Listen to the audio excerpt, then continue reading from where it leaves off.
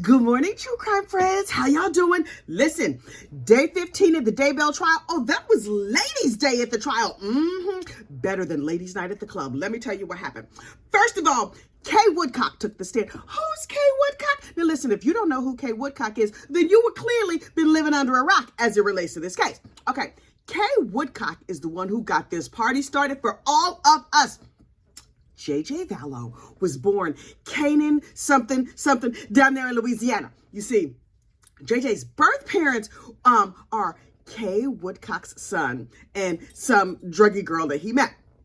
These two they are narcotics enthusiasts, and they got together and they had a little oopsie baby because, you know, they was over getting high and whatever. JJ was born 10 weeks premature. Oh, that's so sad. And so he stayed in the hospital for a real long time, and he finally got his weight up, and they weaned him off the drugs since he was born with drugs in his system. And they were like, Kay Woodcock and her husband were just like, oh, look, we have this precious baby. Only he has autism, he has ADHD, he has a whole bunch of other stuff going on. He was super special needs, but they loved that baby so much.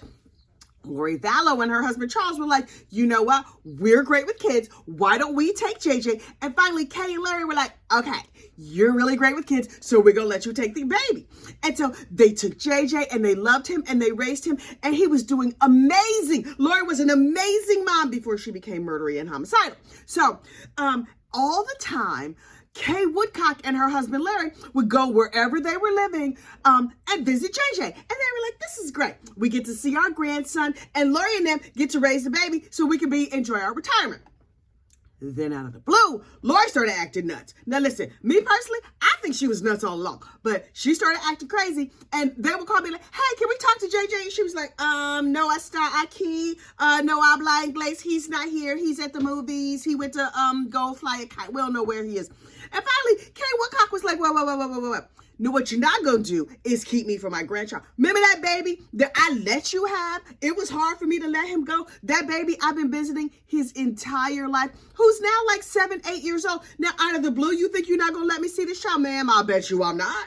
So Kay was like, Lori, can you give me a real good reason why I cannot see this baby? And Lori was like, I don't know who you're talking to. I don't know a JJ. Let me call you back in 5 minutes. Bye. So Kay was like, no, ma'am. No. I've told y'all there is not a woman alive who's not half an FBI agent. And so Miss Kay was like, oh, you think because I live in Louisiana and you live over there in Texas, and then she lived in Arizona, then she moved to Idaho, well, she was just over there all in the West. You know, all them states merged together for me. So Kay was like, oh, she's not answering my calls. She's not responding to my, let me just, hello, police. This heifer won't let me see my grandbaby. Can y'all go on over there and check it out? Because I think the kid's missing. So the police were like, I'm sure it's fine, but let's go knock on her door. And so the police could not find JJ either. And Kay was like, I'm going to fly there. I'm going to do everything in my power. I am going to hunt down my grandson. What in the world made Lori Vallow Daybell think that this grandmama, Kay Woodcock, was just going to be like, oh, I can't talk to him for years on end? Okay, no problem, fine. No, that is not how Kay gets down. So Kay was like, I will rally all the forces and I will do everything in my power to find what happened to my grandson.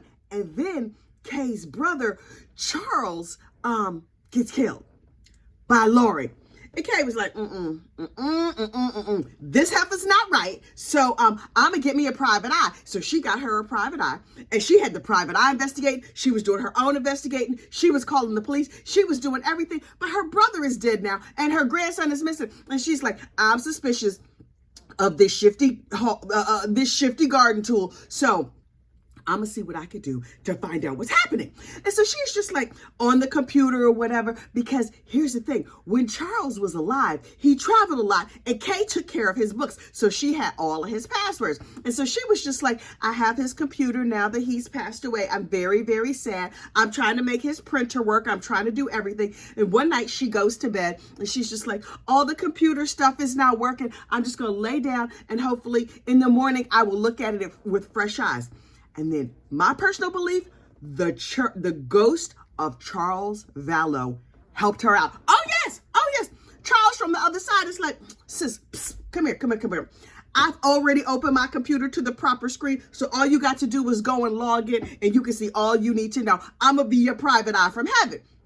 So Kay gets up in the middle of the night. This is a true story. It sounds like it's not. I'm telling you, it's true. It's what she testified to in court yesterday, right? I mean, not the ghost part. I made that part up. So in the middle of the night, she gets up and she's just like, oh, okay, let me just take a look. Oh, look, magically, my computer is open to the password, to the email login. Charles used the same password all the time. Let me just try one of the 3 regular passwords that he used. So she put in his password, boop. Up pops his email. And she was like, oh, look at this. So she started seeing emails from Lori and Amazon notifications. She's like, well, of course I have his Amazon log on. So she goes on to Amazon. Wait, Charles is already dead. Why would a dead Charles be buying things from Amazon? Wait, does Prime deliver to heaven? Let me find out. Oh, maybe that's one of the free perks of going to heaven. I might start living right if you get free Amazon in heaven. So anyway, so she goes on to the Amazon and she's just like, oh, what have we here? And she testified to all the things that she found in the Amazon cart and in the Amazon purchase history. When she was in court yesterday. What did she find? Well, she found wedding rings. She found where Lori had been shopping for a yellow swimsuit, wedding attire, and 2 malachite wedding rings for $35. Yeah, girl, your wedding rings cost $35. No judgment. Not that much judgment. $35, you say. Okay, interesting. So, oh, hang on. You know how to talk with throat dry. Hang on. So, Kay Woodcock is over there doing her Amazon investigation, which, by the by, I had not thought of Amazon as an investigative tool. It might be the best investigative tool out there. Almost as good as Walmart, because you think Walmart has a murder aisle? Child, Amazon probably has a whole murder section. Anyway, so over there in the Amazon, Kay Woodcock is like, whoa. This evil garden tool has unalived my brother, and now she's still using his credit card. Cheap. I can't call her names. Okay, I can. But anyway, I'm trying to stay, clean and family friendly here on the Tubes of You. So she was just like, okay, I see that she bought all this wedding stuff. I heard that Miss Tammy Daybell has unfortunately slipped the surly bonds of this earth. Oh, and what is this? I see the delivery address is none other than Miss Lori Vallow Daybell up there in Idaho, Iowa. Oh, I have her address. I have her apartment number. I have it. Boop, boop, boop, boop, boop. Hello, police. I know where the heifer is. You should go to her house. Here it is. And also check for some Amazon packages, because clearly she's getting married. She has some white beach attire. So apparently the heifer's planning on getting married, and she's looking for men's wedding clothes, size large. I was like, okay, all she had to say was men's wedding clothes, but she needed to throw a little shade at Chad Daybell over there. He was a size large. To me, he looked like a 2 or a 3X, but you ain't asked me, so I'm not going to tell you. But anyway, I was like, Kay, my dear, I personally enjoy the added shade that you threw in by telling God and all the world his clothing size. Thank you so much. And also, he's clearly gained weight since then. Anyway, so John Pryor gets up there and he's just like, I have questions. And I'm sure some of them will be really good, but you should have left this alone, right? Because if it were not for you, my evil client would have gotten away with it. Okay? Unflappable. Was just like, I believed he needed a 2X. Also, it's clear that they were buying these cheap behind wedding rings long before Tammy was dead, which I believe means he was plotting and planning on his wife's unfortunate unaliving. And John Pryor is like, I think I'm going to sit down now because this woman just ate my lunch. So thank you, Your Honor. I'm through with this witness. Please get her out of the entire building because I'm a little bit nervous. So the judge was like, okay, who's next? Prosecution was like, we call Angela Yetzi. Now listen. I was like, what is this coworker going to say? We have heard from all the coworkers, but listen, this particular coworker was in charge of benefits down there at Tammy's job. And so I was like, okay. I like a nice benefits lady. She could tell me like what I qualify for and all that stuff. Okay, cool. Well, she got up there and said, was like, I was in charge of all the benefits and I was there to answer questions for people and everything was fine and glorious. Here's the thing. When Tammy died on a Saturday, Monday morning, Chad was at my door like, hey, where's the paperwork? Can I get the benefits? You have a pen? Where do I need to sign? I need to fill out every single thing so I can get this money.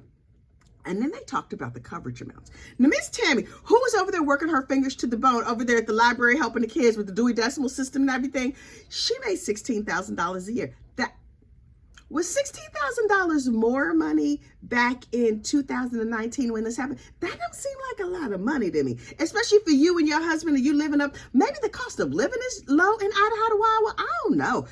Okay, but whatever. So when she first started, she could get like a $10,000 life insurance policy. Okay, that's what she got. Fine. But then as soon as humanly possible, she upped it to the max. So she got an $80,000 life insurance policy. Still, Chad, my friend, how long did you think you were going to live in Hawaii on $80,000? That's not a lot of money. I mean, like, yeah, it's enough to have a funeral and to pay some bills and stuff, to pay a couple things off. But $80,000 with this gold digger heifer? Lawyer spent $80,000 for next Saturday. So I don't know what he was thinking. But Angela was like, Normally we have to hunt the families down and say like, hey, you have some benefits. I know you're grieving and you're sad. But this dude was up here quick, fast, and in a hurry. Like immediately he was down at the office like, give me my money, give me my money, give me my money. And John Pryor, the defense attorney, was like, I mean, people do this all kinds of ways, right? Isn't it just normal to get the maximum amount of life insurance if you're planning on, unfortunately, I mean, just in case something happens to your loved one? And Angela was like, yeah, but he seemed real fast to me. It was all very, very sus. And John Pryor was like, okay, I'm going to sit down now. Thank you so much. And then it happened. Oh, it was the balm for my weary spirit, y'all. I did not know I need this. Chad Daybell's mama takes the stand. Now, number one, I did not know that Chad Daybell had a living mother. I just did not. Nobody has ever mentioned her. Also, I assumed he hatched out of an egg, but here she comes. Chad Daybell's very shy and diminutive mama takes the stand. Also, Chad Daybell has a father. Who knew? How in all these years and all these trials, we have not heard one word about this woman or from this woman. Okay, here comes Shelia Daybell. I was perched. I was like, yes, Miss Sheila, I'm going to need you to tell me every single thing. How is it that you raised this thumb? Ma'am, do you look like a thumb? You know, listen, the video in this court is bad. You be squinting and having to watch with one eye stuff. Everything is blurry. I was like, I need to see what this lady look like. Does she look like a thumb? Is she thumb adjacent? What's happening? So Miss Sheila gets up there, and to me, she's like the quintessential quiet little Mormon mom, like, hi, I don't want to make a fuss. I'm just here to testify at my son's murder trial. This is all terrible. But she's like, hi, my name is Sheila. And I was like, oh, speak up, girl. We need to hear from you. Now, do you think your evil son did it? Or do you think your evil son didn't do it? Or are you one of these mamas who's standing by the foolishness? Or what's happening? And she was just like, I'm not taking a side. So the prosecution gently questioned her. Also, she was testifying for the prosecution and not the defense. I find that quite curious. Anyway, so the prosecutor was like, okay, so you gave birth to the marshmallow. And she was just like, he slipped out real easy because you know how marshmallows are. They're squishy. I didn't hurt nothing. Everything is fine. My good pocketbook still in shape. And they were like, okay, thanks so much. So they were like, when did you meet Lori? And she's just like, we first met Lori about a month after Tammy passed away. Really? He didn't take this heifer to meet his mama right away? Okay, real curious. Hang on. She was just like, about a month after the funeral, we met Lori and she seemed very nice. And when we met her, she said her daughter had died. And I was like, right.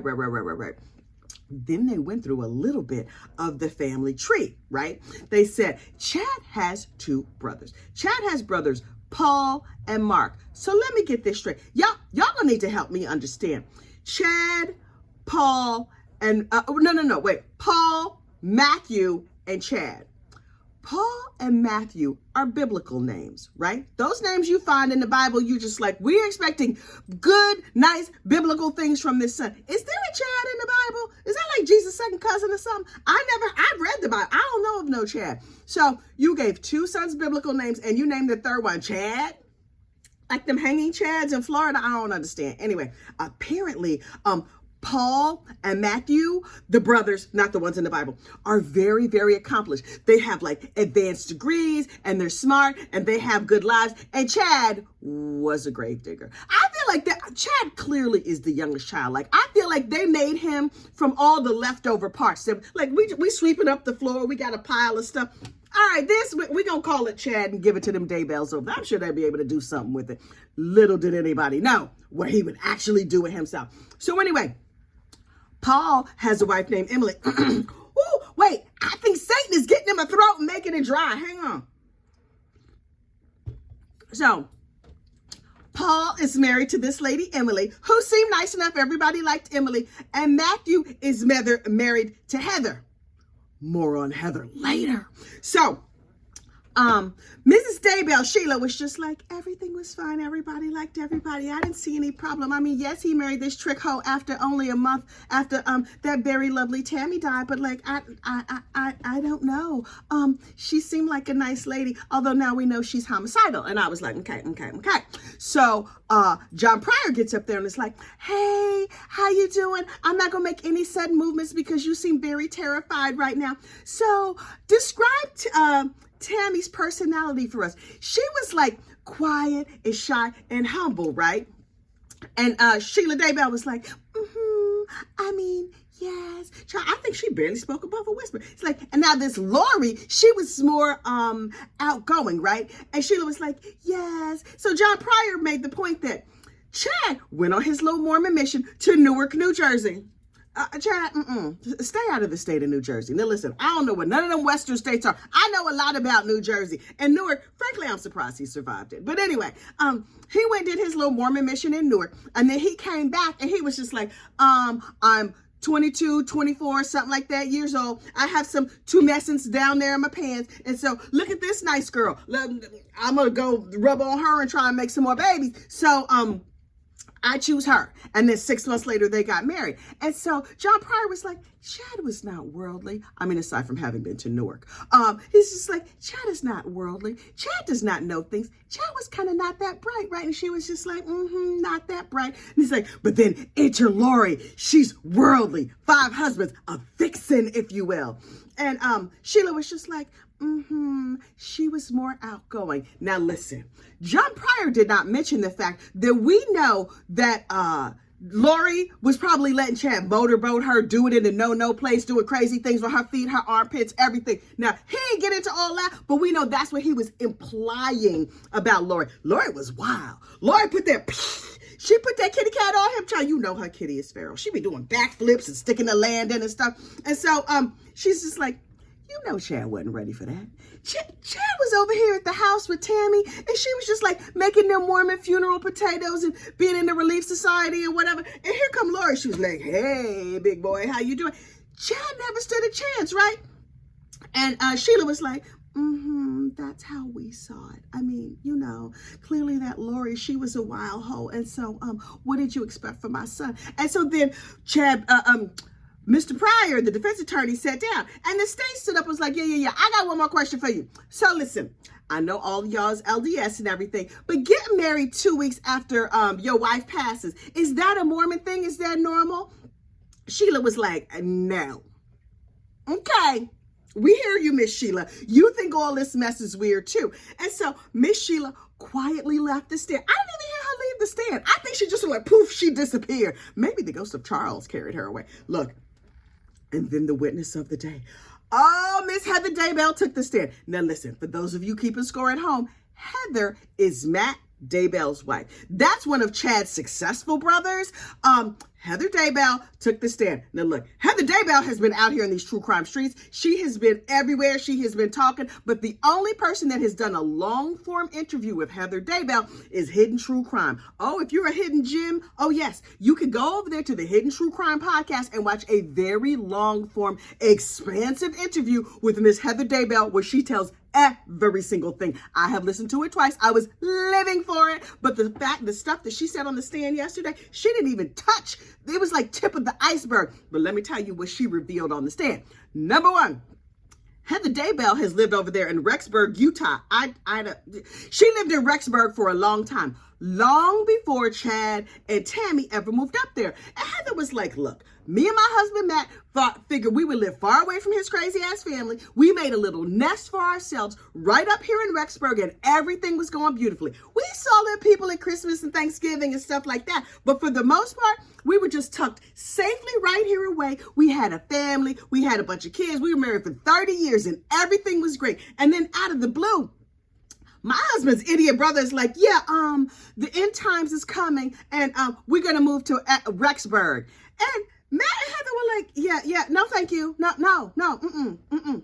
I don't think that's going to be a thing. And Chad was like, yeah, I've decided. I saw it in a dream, and we need to move to Rexburg. And Heather was like, oh, sweet Jesus. Now listen, if you must move to Rexburg, don't move to my side of town. Now look, I did a little research on Rexburg yesterday because my Google fingers was just itching to find out what's going on. This is what you need to know about Rexburg. It has a population of about 40,000 people, right? That's not a big town. It's not a teeny town. They said small town. I thought they meant like 15 people. No, it's like 30, 40,000 people. Okay, cool. It's also 95% LDS. So this jury watching this, you know they have all the embarrassment in the world. At least half them jurors, maybe more, maybe all the jury is LDS. 95% of this town is LDS. Also, this town is super white. So like a bunch of white LDS people, nothing. Hey, white people, I love y'all. Anyway, a bunch of our white brothers and sisters, LDS, who's sitting over there, minding their business, going to church, having family home evening, living normal lives, minding their business. It's like, oh, here comes Chad. You know the white people want to give him away. They're like,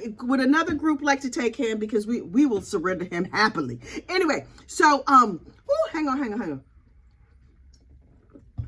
So Heather was like, we up here living our nice LDS lives, and here he come. And so she was just like, I heard he was moving to town, and I cried because I did not want this sack of nothing moving to my town. And I said to them, okay, you can move here, just don't move to my town. And they were like, okay, no, we would never dream of that. We understand you have a nice little home up here. We're not gonna mess with that. And then they moved up the street. How mad would you be? Oh, I would be mad. So when Chad came to town, he was like, I've been seeing visions. And Heather was like, okay, here we go. And so he was like, I've been seeing visions. And when the end time comes, Heather and Matt, don't worry, y'all are going to be included. And she was like, can you leave me out? Can you mark me off? I don't want to be included in your foolishness. No, I don't want no part to you. I don't want nothing to do with this. And Chad was like, no, don't worry. Sit down, dumb woman. I'm talking to my brother. All of your land is going to be filled with white tents. And she was like, wait. If it's end times, how would tents keep anybody safe? Heather, say it again for the people in the back. Why would you want to live in a tent? Plus, camping in the end times? No. Let me go in the first round. When y'all wiping out people, please let me sign up for. I don't want to stay. I don't want no parts of this. Heather ain't want no parts of it either. Heather was like, sir, you out of your rabbit ass mind. It's not going to be tents in the end time. Plus, if the good Lord was going to send a message, why would he send it through you? You're an idiot. You're a gravedigger and you write stupid books. And so Chad was like, shh, I don't like you. Actually, that's not what he said. He actually said nothing because he decided he didn't like Heather and he was really not going to talk to her anymore. Heather was like, I will not be quiet. So they moved on up to Rexburg. They got a house just up the street from Heather and Matt. Heather was pissed. Oh, she was mad. Now she got to see this idiot every Sunday at church. And she's like, well, I got to see him at church. I was having a nice little life. And now my idiot brother-in-law's here and he messing up the church. And he starts like preaching all of his end time nonsense and trying to recruit people and gather them. P.S. He ain't gather that many people, but people were listening to them. Meanwhile, Heather is constantly ringing the alarm. Heather was in leadership in her church. She was over all, you know how like they have the wards, that's like the little neighborhood. And then a stake is like a group of neighborhoods. Heather was like over all the ladies in the stake. She was just like, hello, ladies. I'm speaking to all of y'all. Stay away from the marshmallow idiot. So she sent an email. Dear ladies, my idiot brother-in-law has moved into town. Child, stay away from him. He's nuts. Send. And so the family was like, Heather, why do you keep making a mess? Why are you causing a fuss? They called her a pot stirrer. And she was just like, I might be a pot stirrer. I'm going to keep stirring this pot and ringing the alarm. And Chad was in Mormon leadership over there in Rexburg. How he to be in leadership. He's writing stupid books. He's talking all this nonsense. He's partnered up with Julie Rowe, who was also writing these end time nonsense books. But see, a lot of the Mormon people were listening to Julie Rowe and reading Julie Rowe's books. Chad is making money off of Julie Rowe's End of the World books. And Heather is like, hello, is anybody listening? And the Mormon church was like, shh. Please be quiet. I mean, we're going to send a nice, gentle warning to the ladies. But for the most part, people can do what they want to do. And Chad is in leadership. And the whole family was like, we can't stand her. Why does she keep saying terrible things about Chad?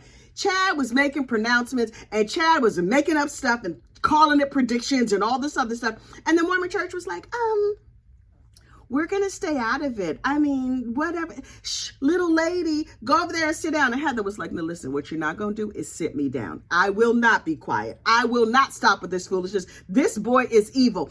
And the church was like, okay, but I'm sure Chad is fine. Listen, Mormon church, that Mormon church over there in Rexburg, y'all are out here looking crazy because it turns out Heather was right. You know that the Greek goddess Cassandra, she could predict the future. Like her gift was that she could predict the future, but the downside was that nobody believed her. Look, Heather Daybell was the Cassandra of this entire situation. She was like, he's nuts, he's probably out here unaliving people. And everybody was just like, okay, he seems nice to me. And look at that very nice wife of his. In fact, Chad Daybell stayed in Mormon church leadership until the bodies were found. Now listen, Heather Daybell was so frustrated with this entire thing. She ended up leaving the entire Mormon church altogether because she's like, I tried to be a good Mormon. I tried to tell y'all everything. And y'all not going to listen to me. Y'all going to listen to that idiot. And he got bodies and he's conducting an adulterous affair. Nope, I'm out. And so she threw down her temple recommend and she walked away and left the church. I mean, I don't know if that's exactly how that happened, but that's basically what happened.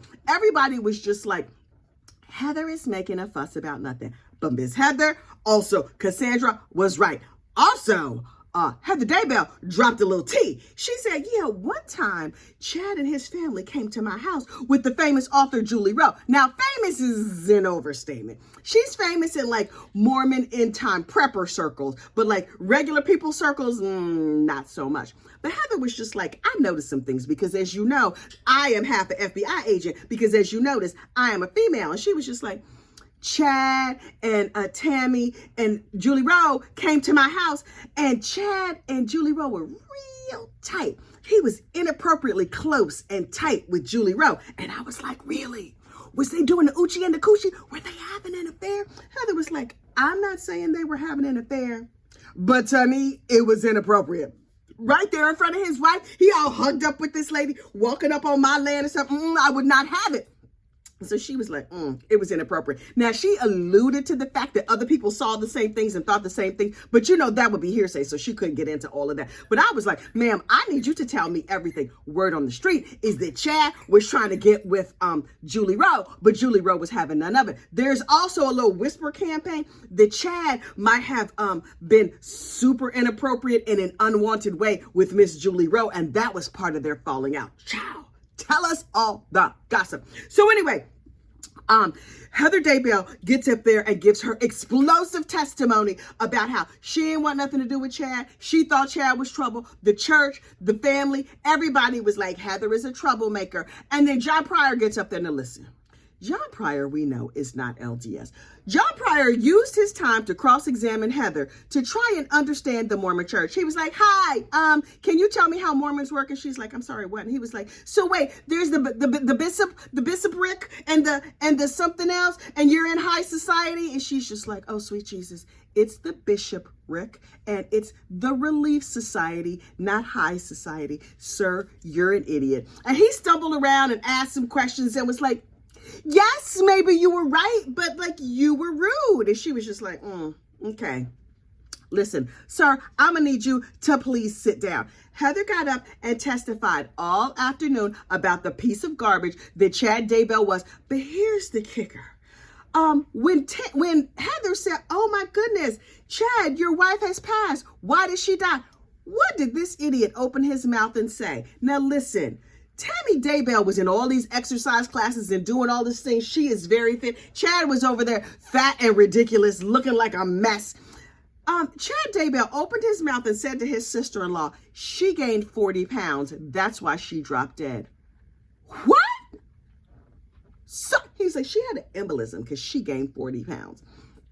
Heather was like, first of all, she did not gain 40 pounds. Secondly, I'm not monitoring women's weight like that. Third of all, I have highly sensitive recording devices in my face called eyes. I can see that you a fat lump of... Child, I'm trying to keep this YouTube channel clean. But she was just like, okay, Chad Daybell hates women. Can we just touch and agree that Chad Daybell hates women? He hates women, except for Lori. Although he is throwing Lori under the bus, so maybe he ain't even like her that good. But anyway, then the testimony wrapped up for the day, and I was like, oh, I'm exhausted. I might need to go re-listen to Heather Daybell's testimony again. Also, her interview over there at the Hidden True Crimes podcast, because child, it is fire. Look, I need to get on with the rest of my day. I have Zoom calls. I'm sitting here in my pajamas still, but I had to come to you and tell you what happened in court yesterday. I don't know what's going to happen day 16, but I will be perched. I will be waiting. Like this video, subscribe to the channel, drop some brown hearts down in the chat so you can say hello to me. All right, y'all. Oh, you know this foolishness is a podcast, right? Oh, yeah. All this madness that I call a YouTube channel, child, it's a podcast. If you want to take this foolishness with you in your ears, get on over there to YouTube Music and look for Gossip, Rumor, and Innuendo. Oh, yes, there's a whole Chad Daybell podcast. We got the Lori Vallow. I covered the whole Lori Vallow trial. Oh, I covered the Murdoch trial. It's a lot of trials over there. So take the foolishness with you. Have a great true crime day. Have a fabulous weekend, and I will see you on Monday. Bye.